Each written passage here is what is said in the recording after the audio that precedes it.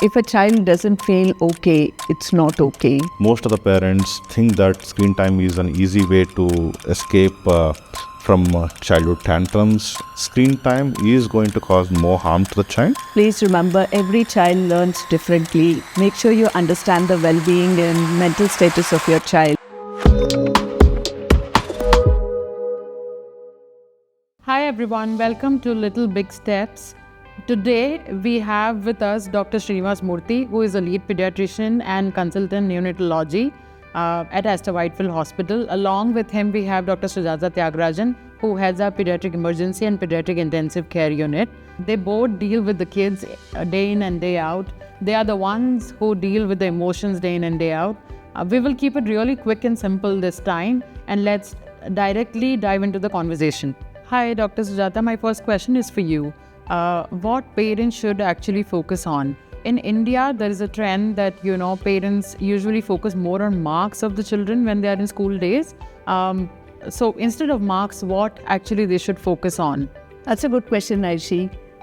Parents, please remember, every child learns differently. Make sure you understand the well-being and mental status of your child. Recognize if they are stressed or if they are upset.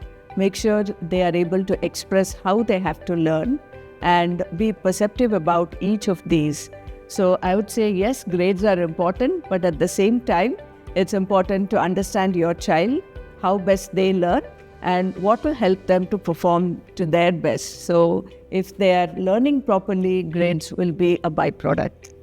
That's a very interesting insight, Dr. Sujatha. The next one, we will move to Dr. Srinivas for the next question. Screen time is a big challenge these days for the kids. So what is the healthier version of screen time limit that you suggest?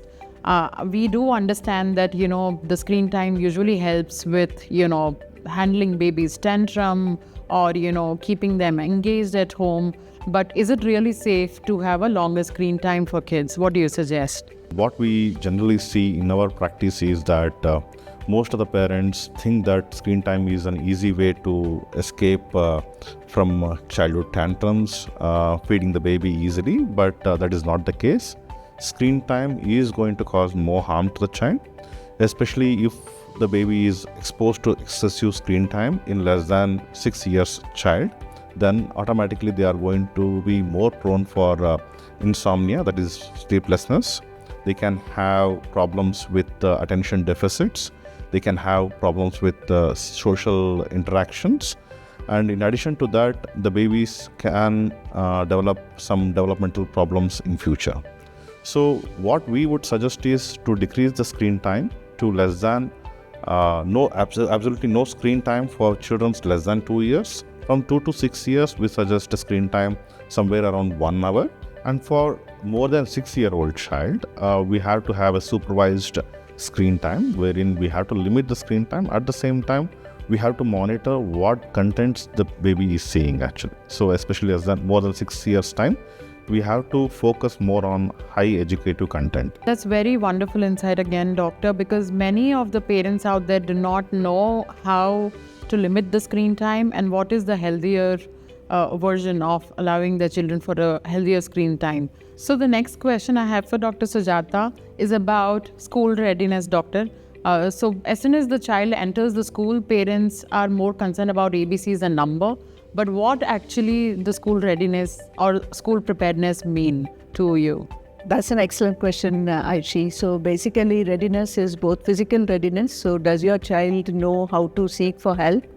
Do they know where to go, what to do, follow instructions? That's important. Do they know how to express their needs? Physical readiness, for example, are they vaccinated well enough? And do they have, what to do during illness, during wellness? Are there support available within the school? So I would urge parents to look for that as well. And then for emotional well-being, talk to your children, try to understand, be there for them, try to share their experiences, make sure that they are able to feel comfortable interacting with their peers, with their teachers, and express their fears. So I would urge all the parents to be there for your children. Going to the school is not easy, but I'm sure all of you will be well prepared to actually send their children to school. So, Dr. Srinivas, the other question that I have is for you is around, tiffin box pressure. So we all have been watching a lot of Instagram reels. We see a lot of gourmet food being made and served to the kids. So, what is the ideal meal preparation, or what is the ideal lunch box that a kid should carry? So that's a very important question that we come across in our day-to-day clinical practice. So what I generally say is basically to keep the diet simple and should be balanced diet. When we say balanced diet, it should have enough of proteins, it should have enough of carbohydrates, it should contain a mixture of fruits as well as vegetables. To make it more attractive, the vegetables or the fruits should be made in a way that is visibly attractive for the kids to eat. And in addition to these diet plans, the parent should make sure that there is enough dairy products, especially like cheese, milk or curds, should be a part of diet. And especially curds, when we say curds, it is considered as one of the superfood, and having curd every day is going to fill the baby with enough proteins as well as gives and good calcium for the kids. Avoid all the junk foods. A lot of parents just tell that, they have like the quick food that they want to eat. And so it's important. So some of the schools are also actually selling those type of items. It's important to be aware of that. So definitely, doctor, those are very helpful in understanding what a kid should have in his lunch prep. Moving on to the next question, Dr. Sujatha. This is related to fights and friendship. So how much does a parent should step in to resolve conflicts?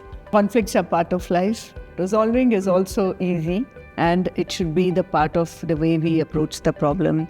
So parents, please remember, children will complain a lot. They will have conflicts. It's important to allow that space for children to actually grow up. It's important to learn to listen. It's important to role model good behavior.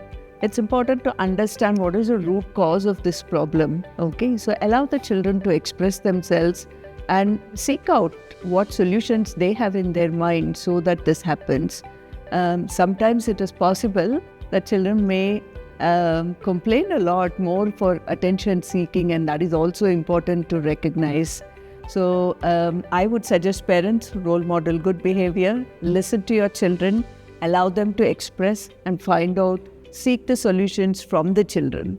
Those are, very interesting behavioral tips, I would say, Dr. Sujatha. Moving on, Dr. Srinivas, this is a very important safety talk related question that I have for you. How do you talk to your kids about good touch and bad touch without embarrassing them? So there are 3 to 4 points that you have to remember actually. One is we have to use an age appropriate language to talk to the kids. Second thing is we have to teach them or feel them empowered to say no. Okay, that is from the childhood we have to give that free space for the child to say no, and over a period of time they will learn to say no actually. And third important thing is we have to teach them what is a good touch and bad touch. It is better to show them what are the places that people are allowed to touch and what are the places the people are not allowed to touch, and who are the people who can touch these things. Like for example, doctors, parents can touch these areas, but the strangers should not do it. So these important points should be made enlightened to the kids at a very early age so that the safety of the kid is maintained. If a child doesn't feel okay, it's not okay. They should just be empowered to find a reliable adult to express it and make sure that, parents, we are sensitive to it, to listen to them. Thank you so much everyone for watching this today. As parents, it is always required for you to be present. It's not required for you to be perfect always. If you have any other queries related to these topics, please reach out to us. We and our doctors will be more than happy to answer your queries. That's all for the day at the Little Big Steps. See you again.